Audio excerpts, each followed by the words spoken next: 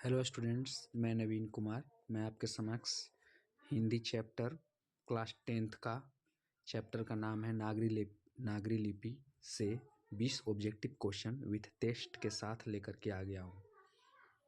तो हमारा वही काम रहेगा, हम पेन पेपर लेकर के आप लोग तैयार हो जाइए और मैं 1 से लेकर 20 तक क्वेश्चन वो ऑप्शन के साथ पढ़ूँगा और आपको बस करना यही है कि आंसर देख करके और नंबर लिख करके 1 से लेकर के 1 2 3 4 5 इस तरह से लिख करके और जो आंसर आपको अच्छा लगे ABCD वही आपको यहाँ पे लिखना है और इस तरह से 20 तक करना है। फिर से मैं क्वेश्चन को आंसर के साथ दोहराऊंगा और आपको है ना, जो आंसर आपको सही है ना, उसको टिक लगाना है, जो गलत है उसको गलत काटना है और लास्ट में अपना एक्यूरेसी मिलाइएगा। तो ठीक है, बाकी बातें बाद में। चलिए स्टार्ट करते हैं। रामायण की रचना किस भाषा में है? संस्कृत, हिंदी, उर्दू, अंग्रेजी। दक्षिण भारत की नागरी लिपि को क्या कहते हैं? मेवाड़ी, मराठी, नंदी नागरी, देवनागरी। हिंदी के आदि कवि हैं कौन? तुलसीदास, वाल्मीकि, सरहपाद, निराला। नागरी लिपि किस विद्या की रचना है? उपन्यास, कहानी, निबंध, संस्मरण। दोहा कोश किसकी रचना है? सरहपाद, रसखान, गुरु नानक, कोई नहीं। तमिल, मलयालम, तेलुगु, कन्नड़ भाषाएं हैं। उत्तर भारत, दक्षिण भारत, पूर्वी भारत, पश्चिमी भारत। देवनागरी किसे कहा गया है? मथुरा, बनारस, हरिद्वार, काशी। गुप्त काल से किस लिपि का संबंध है? ब्राह्मी लिपि, गुजराती, देवनागरी, सिद्धम। गुनाकर मूले की शिक्षा की भाषा क्या थी? गुजराती, हिंदी, बांग्ला, मराठी। देवनागरी लिपि के मुद्रण के टाइप कब बने? 11वीं सदी, 20वीं सदी, 2 सदी पहले, 2 दशक पहले। नागरी लिपि के आरंभिक लेखन हमें कहाँ से मिले हैं? दक्षिणी भारत, उत्तरी भारत, पूर्वी भारत या कोई नहीं। हिंदी लिखी जाती है देवनागरी लिपि में, गुजराती लिपि, ब्राह्मी लिपि या गुरुमुखी लिपि। नागरी लिपि पाठ के लेखक हैं अमरकांत, गुनाकर मूले, दोनों, कोई नहीं।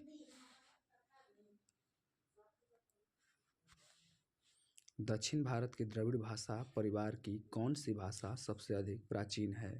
कन्नड़, मराठी, तमिल, तेलुगु। गुनाकर मूले का जन्म कब हुआ? 1835, 1735, 1936, 1935।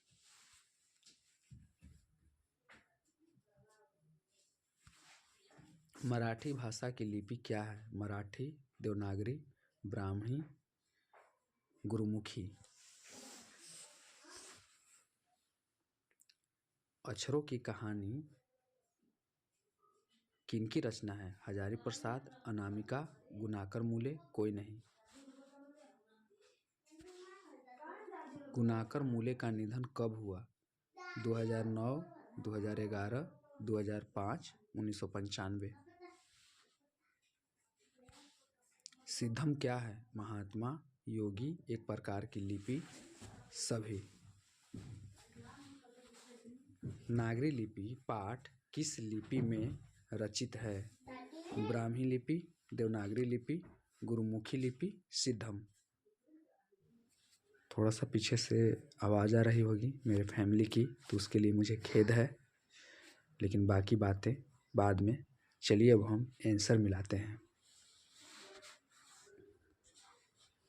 तो पहला है, रामायण की रचना किस भाषा में है? संस्कृत भाषा में, हिंदी भाषा में, उर्दू भाषा में, अंग्रेजी भाषा में। ये है संस्कृत भाषा में। दक्षिण भारत की नागरी लिपि को क्या कहते हैं? सी नंदी नागरी। हिंदी के आदि कवि हैं? सी शरहपाद। नागरी लिपि किस विद्या की रचना है? सी निबंध। दोहा कोश किसकी रचना है? दोहा कोश किसकी रचना है? शरहपाद का। तमिल, मलयालम, तेलुगु, कन्नड़ भाषाएं हैं, दक्षिण भारत की भाषाएं हैं। देवनागरी किसे कहा गया है? काशी को। गुप्त काल से किस लिपि का संबंध है? ब्राह्मी लिपि। गुणाकर मूले की शिक्षा किस भाषा की भाषा क्या है? मराठी। देवनागरी लिपि में मुद्रण के टाइप कब बने? 20वीं सदी। देवनागरी लिपि के आरंभिक लेख है ना हमें कहाँ से मिले हैं? दक्षिण भारत से मिले हैं।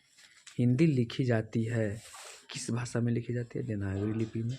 नागरी लिपि पाठ के लेखक हैं गुणाकर मूले। दक्षिण भारत के द्रविड़ भाषा परिवार की कौन सी भाषा सबसे अधिक प्राचीन है? तेलुगु। गुणाकर मूले का जन्म कब हुआ? 1935। मराठी भाषा की लिपि क्या है? देवनागरी लिपि। अक्षरों की कहानी किनकी रचना है? गुणाकर मूले। गुणाकर मूले का निधन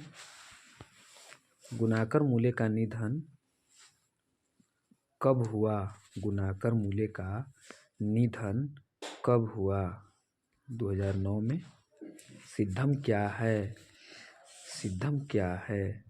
एक प्रकार की लिपि है। नागरी लिपि पाठ किस लिपि में रचित है? देवनागरी लिपि। तो आज का इतना ही।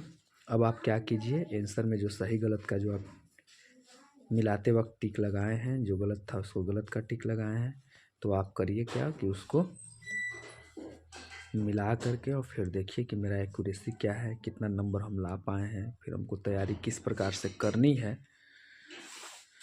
तो चलिए आज का इतना ही। बहुत बहुत धन्यवाद।